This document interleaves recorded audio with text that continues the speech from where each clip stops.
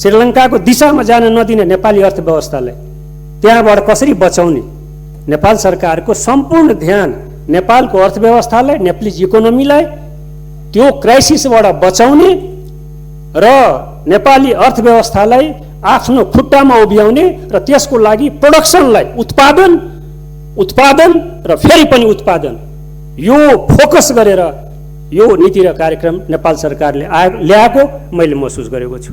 Doctor Dilliraj Khanal, अर्थशास्त्री रामेश्वर खनाल, पूर्व अर्थमन्त्री युवराज खतिवडा समेतले, म नाम कोट गर्न चाहन्छु, पूर्व अर्थमन्त्री युवराज खतिवडा समेतले यो नीति र कार्यक्रम मुख्य रूपमा हाम्रै नीतिहरूलाई अगाडि बढाएको, कुनै पोलिसी डिपार्चर छैन यसमा, हाम्रै कुराहरूलाई अगाडि बढाएको, सर्टेन ठाउँहरूमा परिमार्जन मात्रै गरेर ल्याइएको हो, ठिकै छ भन्ने किसिमको उहाँको प्रतिक्रिया छ। अब यस्ता गम्भीर अर्थशास्त्रीहरूले नीति र कार्यक्रमको आर्थिक पाटोमा नेपालका अर्थशास्त्रीहरूले के भनिराखेका छन्, के विश्लेषण गरिराखेका छन्, के विवेचना गरिराखेका छन्, के प्रतिक्रिया दिइराखेका छन्, यसलाई चाहिँ विचार नगरिकन एउटा विद्यार्थी राजनीतिमा सधैँ लागिराख्ने, विद्यार्थी राजनीतिको दङदङतीमा त्यो मनोविज्ञानमा जहिले पनि परिराख्दाखेरि नेपाल सही बाटोमा, राम्रो कामलाई राम्रो मानिँदैन र नराम्रो कामलाई पनि नराम्रो मानिँदैन। त्यसकारणले मैले सम्मानीय अध्यक्ष महोदय के भन्न चाहन्छु भने म राजनीतिक पाटोमा, सामाजिक सांस्कृतिक पाटोमा आज जान चाहन्न, मुख्य रूपमा यो नीति कार्यक्रमको आर्थिक पाटोमा केन्द्रित रहेर एक दुईवटा कुराहरूलाई अगाडि सार्न चाहन्छु। किन चाहिँ कृषिलाई यसपालि फोकस्ड रूपमा आफ्नो पोलिसीमा, सरकारले आफ्नो नीतिमा कृषिलाई मुख्य आर्थिक एउटा आधारको रूपमा किन अगाडि सार्यो? आजको युग विश्वव्यापी मन्दी, श्रीलङ्काको क्राइसिस र रसिया युक्रेनको युद्धको सन्दर्भमा आजको च्यालेन्ज के हो भने नेपालको अर्थव्यवस्थालाई आफ्नो खुट्टामा कसरी उभ्याउने, नेपालले आफ्नो खुट्टामा कसरी उभ्याउने र त्यो गर्ने हो भने जबसम्म आयात प्रतिस्थापन उद्योगहरू, आयातलाई प्रतिस्थापन गर्ने उद्योगहरू नेपालमा खडा गरिँदैन तबसम्म हामी आफ्नो खुट्टामा उभिन सक्दैनौँ, त्यो क्राइसिसबाट हामी नेपालले बचाउन सक्दैनौँ। त्यसकारण कृषिलाई फोकस्ड गरेर कृषिको उत्पादन र उत्पादकत्व बढाउने गरी सम्पूर्ण इरिगेसनदेखि मल खाददेखि कनेक्टिभिटीदेखि लगायत सारा चिजहरूको बारेमा यो नीति र कार्यक्रममा चर्चा गरिएको छ, त्यो नीति ल्याइएको छ र त्यसको मुख्य केन्द्रबिन्दु भनेको कृषिलाई अगाडि बढाउने कुरा गरिएको छ। के यो गलत छ? गलत छ पनि भन्न सक्नु पर्यो। कृषि होइन हाम्रो, मेरो यो फोकस गर्नुपर्ने विषय कृषि होइन भनेर भन्नु पर्यो। त्यस पछाडि यसपालि बहुत सुविचारित रूपमा, सुस्पष्ट रूपमा आयात प्रतिस्थापक उद्योगहरू र निर्यातमूलक उद्योगहरूलाई र एग्रो बेस्ड र फरेस्ट बेस्ड इन्डस्ट्रीहरूलाई इन्करेज गर्ने किसिमबाट कुनै लगानीकर्ताहरू, उद्योगपतिहरू लगानी गर्छन् भने तिनीहरूलाई जग्गाको पनि लिमिटेसन हटाइदिने, कति जग्गा चाहिन्छ त्यसको लागि नेपाल सरकारले दिने भन्ने नयाँ नीति ल्याएको छ। सम्मान्य अध्यक्ष महोदय, अर्थ राजनीति कता लैजाने, अर्थतन्त्रलाई कसरी र कस्तो दिशा निर्देश गर्ने भन्ने नीति तथा कार्यक्रमले नै निर्धारण गर्दछ। त्यसै गरी नीति तथा कार्यक्रमलाई संविधानले दिशा निर्देश गर्दछ, तर संविधानले लिएको समाजवाद उन्मुख अर्थतन्त्र निर्धारण गर्न लिनुपर्ने 3 खम्बे अर्थनीति, सार्वजनिक, सहकारी र निजी मध्ये सरकारले निजी क्षेत्रलाई बढी ग्राह्यता दिएको देखिन्छ। सार्वजनिक संस्थानहरूलाई सुधार्ने होइन, बेच्ने नीति ल्याइएको छ। सबै कुराको जिम्मा निजी क्षेत्रले दिइने हो भने आउने 10 वर्षभित्र सीमित व्यक्तिको हातमा नेपालको अर्थतन्त्र जाने निश्चित छ। त्यसो नहोस्, यसका लागि निजी क्षेत्रका साथसाथमा सहकारी र सार्वजनिक क्षेत्रलाई अगाडि बढाउने नीति लिन आवश्यक छ। सरकारले संविधानको भावना र मर्मलाई छोड्न मिल्दैन। राज्यका कतिपय आफ्नै उद्योग चाहिँदा रहेछन् भन्ने कुराको पुष्टि कोभिड संक्रमणका बेला राम्रै गरी महसुस गरेका छौं। तसर्थ सार्वजनिक संस्था बेच्ने नीति होइन, उनको समय अनुकूल विकास र सुरक्षा गरिने नीति लिनु पर्दछ। नेपाल सरकारले आर्थिक वर्ष 2079-80 को वार्षिक नीति तथा कार्यक्रम माथिमा आफ्नो धारणा प्रस्तुत गर्न चाहन्छु। यही जेठ 10 गते संघीय संसदको संयुक्त बैठकमा सम्माननीय राष्ट्रपति महोदयले नेपाल सरकार नीति कार्यक्रम प्रस्तुत गर्नुभएको छ। प्रस्तुत नीति कार्यक्रमले नेपाली जनतालाई छुन सकेन, खुसी भर्न सकेन, ऊर्जा पनि दिन सकेन। यो मैले भनिरहेको छैन। जब 10 गते संयुक्त सदनमा नीति कार्यक्रम प्रस्तुत भइरहँदा त्यहाँ मान्य सदस्यहरूको निराशाजनक उपस्थिति, एउटा सन्नाटापूर्ण उपस्थिति झन्डै 2 घण्टा प्रस्तुत भएको नीति कार्यक्रममा हामीले एउटा उत्साह उमङ्ग हामी जनप्रतिनिधिले पाउन सकेनौँ भने यो आम जनताले यो नीति कार्यक्रमबाट कसरी ऊर्जा आउन सक्छ म सरकारसँग प्रश्न गर्न चाहन्छु। जनताको प्रतिनिधिलाई छुन नसक्ने नीति कार्यक्रमले जनतालाई कसरी उत्साह भर्न सक्छ? यो उत्साह भर्ने कुरै भएन। यसकारण वर्तमान गठबन्धन सरकारद्वारा प्रस्तुत नीति कार्यक्रम हामीले गाउँमा सुन्ने गरेको न हाँसको चाल न बकुलाको चाल भएको छ। यो नीति कार्यक्रमले जनतामा निराशा छाएको छ। वर्तमान अवस्था महँगीको मारमा नेपाली जनता छन्।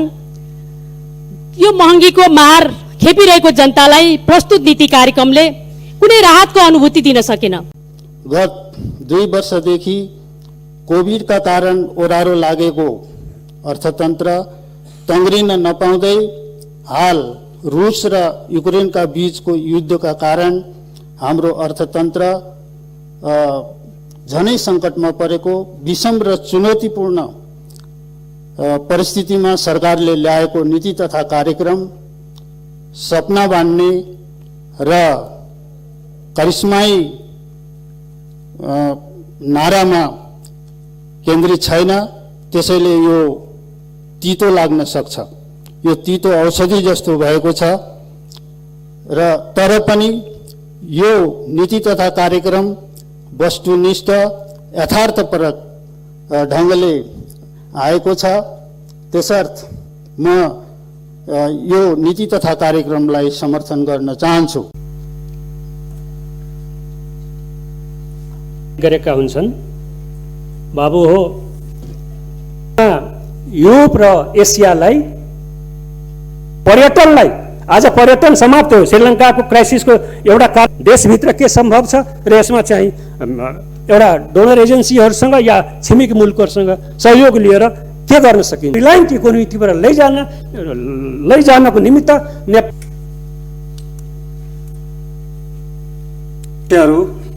सम्माननीय राष्ट्रपतिले सम्वत 2079 जेठ 10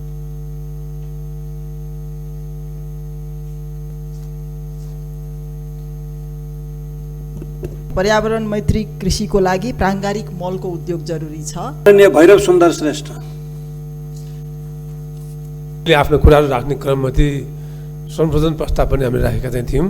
अदालतको बारेमा अदालतको डिसिजनको बारेमा हामीले आफ्नो दृष्टि राखेका छौँ। तर यो यसलाई लगातार अगाडि बढाउन यो महिला र दलितहरूको लागि उनीहरुमाथि प्रधानमन्त्री शेरबहादुर देउवाको तर्फबाट माननीय कानुन न्याय तथा संसदीय मामिला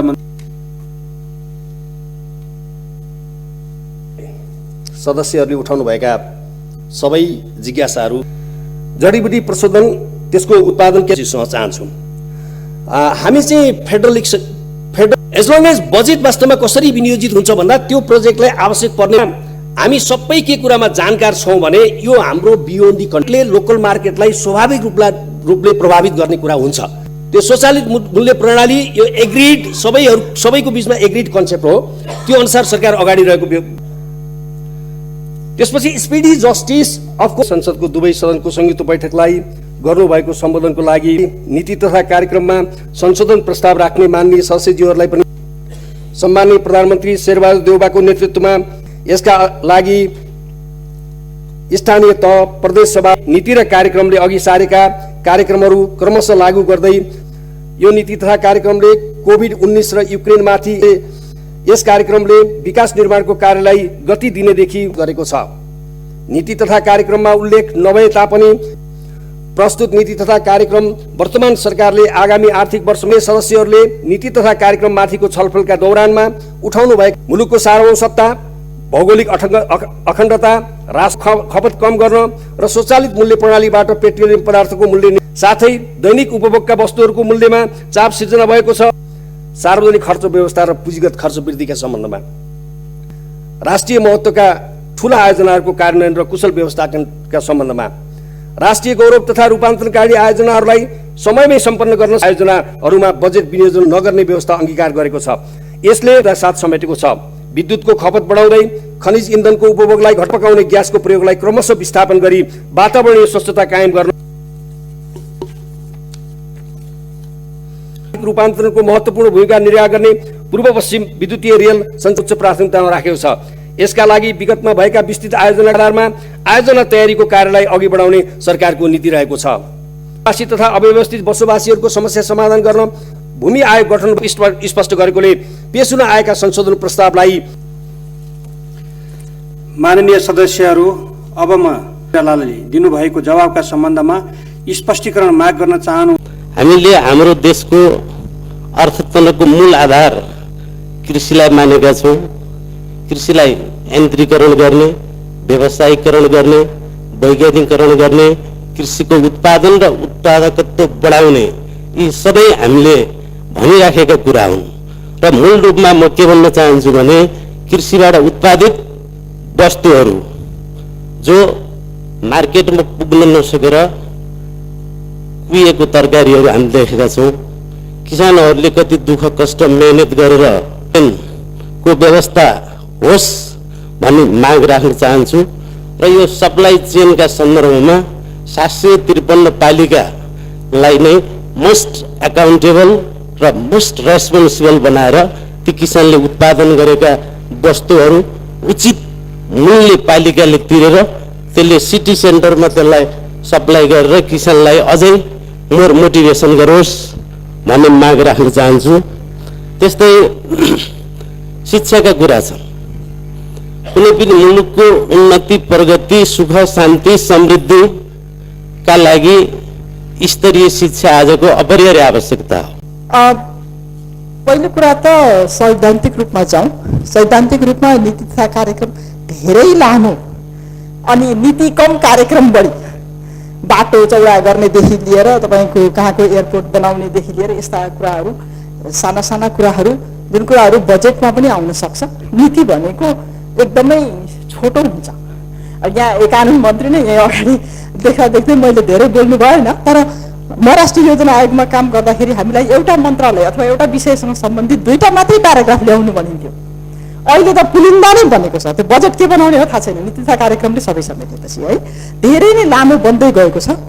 यसलाई चाहिँ सुधार गर्नुपर्छ, फर्मेटमै सुधार गर्नुपर्छ।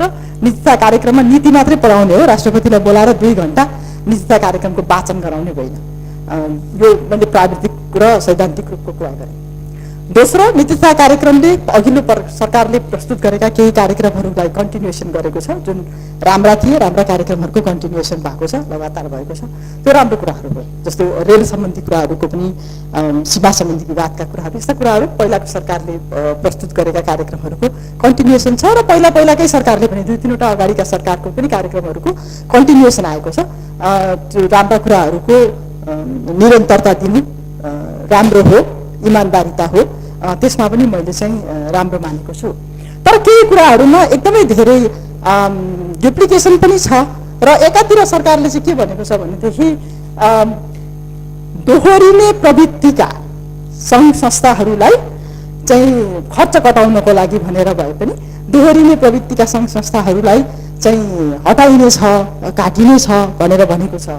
अर्कोतिर एकदमै धेरै ध्यान गएको मेरो केमा छ भन्नुहुन्छ भने बुँदा नम्बर 123 को दोस्रो खण्डमा सार्वजनिक नीतिको समग्र विश्लेषणका लागि राष्ट्रिय योजना आयोगमा नीति प्रयोगशाला स्थापना गरिनेछ भनेर भनिएको छ।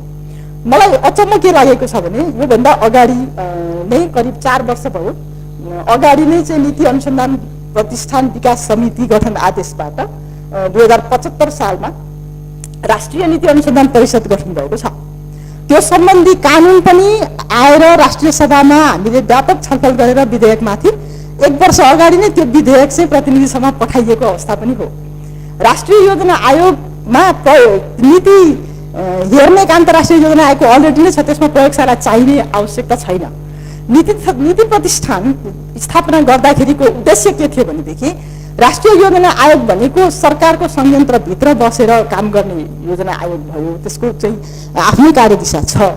तर छुट्टै एउटा चाहिँ नेपाल सरकारले नै यस्तो खालको एउटा संस्था स्थापना गरोस् जसले चाहिँ एकदम स्वायत्त रूपले, स्वतन्त्र रूपले सरकारका नीतिहरू बनाउनको लागि पनि सहयोग गरोस्, भइरहेका नीतिहरूको पनि राम्रोसँग चाहिँ पुनरावलोकन गरोस्, सरकारको प्रत्यक्ष कन्ट्रोलमा नियन्त्रणमा नभइकन अलग रहेर इन्डिपेन्डेन्ट रूपमा फिडब्याक दियोस् सरकारलाई। भनेर चाहिँ त्यो नीति प्रतिष्ठानको परिकल्पना गरिएको थियो। यसलाई काट्ने गरिकन एकातिर सरकारले भन्दैछ हामी दोहोरिएका सङ्घ संस्थाहरूलाई हटाउँछौँ भनेर, अर्कोतिर यसलाई काट्ने गरिकन योजना ल्याएको छ। यसमा मेरो आपत्ति छ। एउटा कानुनी रूपमा संरचनामा गइसकेको विधेयक ड्राफ्ट भइसकेको 2 वर्ष अगाडिदेखि नै दर्ता भएको अहिले प्रतिशतमा भएको विधेयकमाथि बन्चरो हाल्न खोज्या हो कि जस्तो मलाई लागेको छ। कि दोहोऱ्याउन खोज्या भन्नु पर्यो कि त्यही दोहोऱ्याएर यो संरचना राख्छौँ र यो अर्को काट्छौँ भन्नु पर्यो। त्यो पूर्ववर्ती सरकारले गरेको भनेर अलि पूर्वाग्रही तरिकाले आएको हो कि जस्तो पनि छ। देशलाई घाटा हुन्छ यसले। त्यो भएर यो घाटा हुने काम नगरौँ भनेर मैले सरकारलाई भन्न चाहेँ। अब दोस्रोमा मेरो अप्ठ्यारो केमा छ भनेदेखि यो पहिलाको सरकारले प्रत्येक प्रदेशमा प्राङ्गारिक मलको कारखाना स्थापना गर्ने भनेको थियो। अहिलेको सरकारले प्राङ्गारिक मलको कारखाना स्थापना गर्ने उति नै अनुदान दिने भन्ने कुरा ल्याएको छ। रासायनिक मललाई दिने त्यो सेवा सुविधाहरू कटौती गर्दै लगेर त्यो सेवा सुविधा प्राङ्गारिक मललाई दिनुपर्छ। प्राङ्गारिक मलको उद्योग स्थापना गर्न जरुरी छ। हामी पर्यावरण मैत्री कृषितिर जान जरुरी छ। यसमा चाहिँ सरकारको ध्यान जाओस्। आर्थिक नीतिको बारेमा सबैभन्दा गम्भीर कुरा के हो भने यो सरकारको आर्थिक नीतिकै बारेमा चाहिँ नि यो नीति कार्यक्रमलाई हेर्दाखेरि चाहिँ यो अन्यलग्रस्त छ। यो एउटा कुहिरोको काग जस्तो भयो भन्ने मलाई लाग्छ।